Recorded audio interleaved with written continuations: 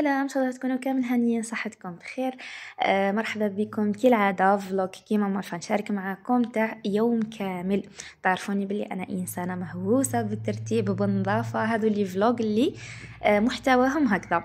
ميم لي فيديو اللي نتفرجهم في تيك توك في الانستغرام تلقاوني غلطه غير مع هذه كيتسيق يتنظم ما يطبق في خزانه راهي نظمت دارها كامل. نموت على هذا الروتينات جوي وعلى هذيك ما نحب نشارك معكم دي فلوق كيما هك. المهم نص الصباح شربت كاس سخون تاع حليب مع الصابلي اللي دارته ماما. الله الله. بالنسبه للصابلي يا البنات نفس الوصفه اللي شاركتها معكم العيد اللي فات، تخرج لكم كونتيتي تاع عرس كونتيتي تشتو رجليكم يطيبوا وتخلصوا نتوما ما تخلصش هي. تسمع عاودوا ارجعوا لي فيديو نتاع العيد درك تلقاو الوصفه بالتفصيل والتدقيق. كملت فطوري ويلا بديت انظف، بديت سحب هذا المناشف كي عاد على بالي بلي راح نحتاجهم. انا المناشف دائما الليله اللي قبل نكون درتهم في الجر ونكثر لهم الجافيل، غدا من ذاك يجوني ساهلين في الغسيل وينضافوا ليه. ندايره هذه الباطه، هذه باطه تاع فرماج دايرتها سبيسيال نلوح فيها المنشفه تاع هذه، حطيتها ديكور برك ساعات وين نغطي بها البول اللي نكون دايره فيه العجين باه تخمر، والاخرى دايرتها نمسح بها عفوا الطابله. هذو نديرهم فيها الباطه وحدهم، ندير عليهم الجر والجافيل. غدوه الصباح ما نتعبش في الحكان، نحكم غير شويه برك ونغسلهم تحت الحين يخرجوا يشعلوا شعيل، يخرجوا نظاف على الكيف.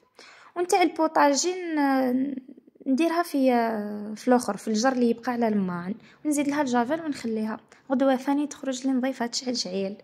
ومديره ثاني وحده نتاع هكا كي نغسل الماعن ولا نكون طيب ولا نمسح فيها يديا من الماء من الاخر، ومعلقتها لهنا في البوطاجي تسمى غير كي نخلص غسيل ولا راهي قدامي.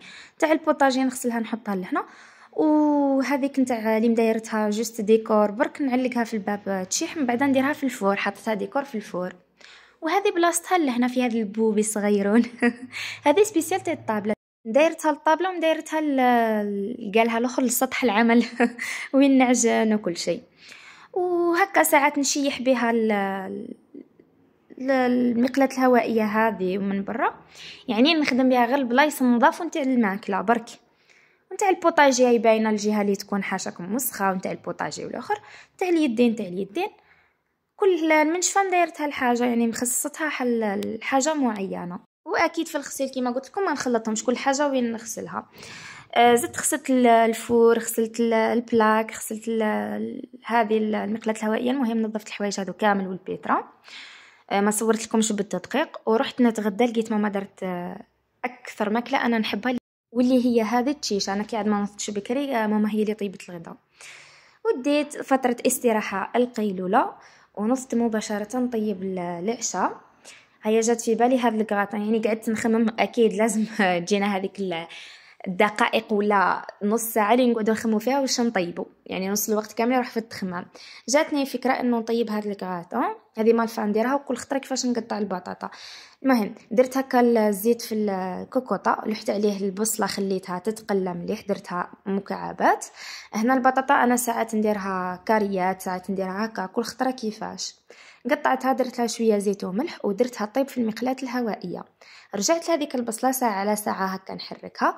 لحت عليها الدجاج تبغوا تلوحوا هكاك كومبلي ومن بعد تفتتوه، تبغوا ديروه كيما انا نشتي نديرو كيما كشوفوا. ما نبغيش نلوحو كومبلي وما نبغيش نقطعو مكعبات، نقطعو هكا شرائح كيما نديرو في الشاورما. ولحتو على هذيك البصله ولي زيبيس، درت لها شويه ملح، فلفل كحل، زنجبيل، شويه كمون هكا شغل قرصه كمون، اكليل الجبل والكزبر والدوارقيق، وقليتهم مليح مع بعضهم.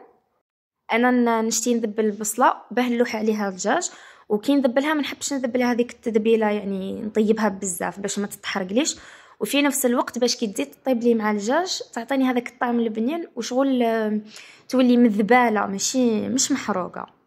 ما عرفتش كيف نوصل لكم الفكره.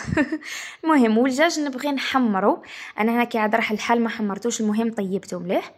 زدت لهم شويه من صويا صوص، وكنت درت ثاني لا موطارد، درت واحد المغرفه هكا صغيره تاع قهوه ولا نص مغرف تاع ماكله، ونمرقها. ما يهمش ما سخون ماشي سخون ما يهمش. انا ما نامنش بهذيك المقوله اللي تقولك لازم يكون ما سخون باش تجي ماكله بنينه. انا صراحه نطيب الماء البارد وماكلتي تجي بنينه. قالك روحو يشكر روحو والله غير بالفعل يا البنات الماكله راهي على حساب القلوب واليدين وعلى حساب المكونات اللي طيبي بهم. زدت لها ورقه تاع رند، قفلت عليها خليتها طيب، ورحت نوجد انا كثرت الماء لانه نحتاج لاصوص، نبغيها تجي مشخشخه بلاصوص. رحت كملت هذيك البطاطا اللي تقلات، نحيت درتها في البلا اللي راح نطيب فيه. من جهه رجعت للكوكوطه، حليت عليها، خليت هذاك المرقه تختار مليح، ورحت نوجد صوص بيشاميل اللي كنت درت فيها شويه زيت وفارينه، حمصتهم على النار، من بعد لحت الحليب حتى قادت يعني اختارت، باش لحت لها الفرماج والملح والفلفل الكحل. ولا صوص هذيك صفيتها، نحيت منها الدجاج. انا كي هزيت الدجاج تهزت لي معها البصله، اما ماشي شرط نحي البصله يعني عادي كي تبقى. ولا صوص نخليوها حتى تختار، انا ما اختارتليش مليح مليح كي كان راح الحال يعني زربت لحت عليها هذيك الصوص بيشاميل. راح تجيكم هذه الخلطه تاع صوص بيشاميل في وسط لاصوص غريبه بصح راهي تجي بزاف بنينه.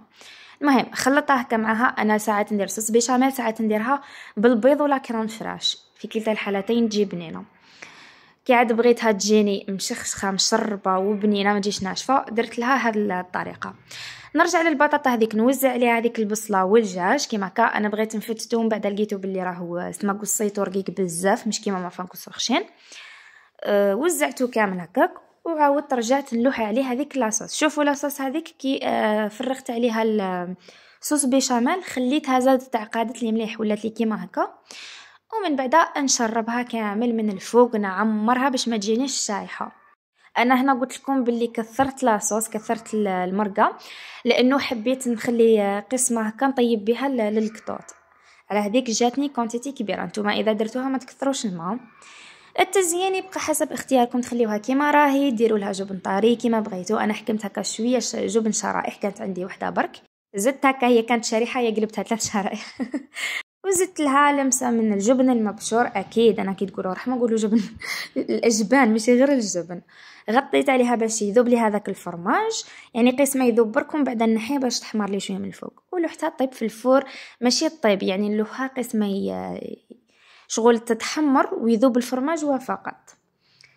وهذه هي تخرج لكم. شوفوا ريحتها يبعد، الريحه نتاعها تشهي اكثر من بنتها، تجي طريه ما تجيش ناشفه، وتجي مشربه بالعصوص. واحد البنه ما نحكي لكمش. يعني المكونات راكم تقدروا تحكموا فيهم كيما بغيتوا، تقدروا ديروها باللحم كيما تقدروا ديروها بالدجاج كيما درتها انا يوم. الاجبان ثاني تحبوا تزيدوا فيها، ماشي غير كي ديروا في الصوص بيشاميل، تحبوا تزيدوا فيها من الداخل جبن طاري، اي انواع تاع جبن، موتزاريلا، تبقى حسب اختياركم واذواقكم، واكيد حسب جيوبكم. وهذه هي، هنا نكون وصلنا لنهايه الفيديو، وما بقى لي غير نقولكم في امان الله.